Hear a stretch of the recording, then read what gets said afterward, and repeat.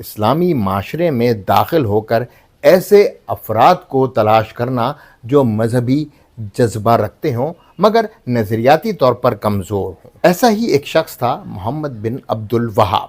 محمد بن عبد الوہاب ایک جوشیلے نوجوان عالم تھے، اصلاح کے خواہاں مگر نا تجربہ کار۔ ہیمفر نے انہیں صرف علمی بحث سے متاثر نہیں کیا بلکہ انہیں عورت کے ذریعے جکڑنے کا فیصلہ کیا۔ وہ عورت تھی صفیہ، ایک برطانوی ایجنٹ، خوبصورت، ذہین اور تربیتی یافتہ۔ ہیمفر نے اسے محمد بن عبد الوہاب کی زندگی میں نکاح متعہ کے ذریعے شامل کیا، ایک ایسا عمل جو شیعہ فقہ میں تو جائز ہے مگر سنی اسلام میں ممنوع ہے۔ یہ شادی محبت کی بنیاد پر نہیں تھی، یہ ایک ایمان شکن حملہ تھا، ایک ایسا زہر جو کسی کی ذاتی زندگی سے دین کی جڑوں تک پھیلنا تھا۔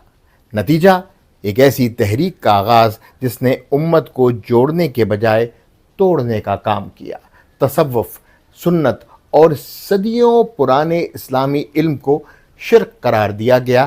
جہاد غیر مسلموں کے خلاف نہیں بلکہ مسلمانوں کے خلاف شروع ہوا۔ جب ہم 20ویں صدی میں پہنچتے ہیں تو دیکھتے ہیں کہ یہی وہابیت نجد کے علاقے میں آل سعود کے ساتھ مل کر ریاستی نظریہ بن گئی۔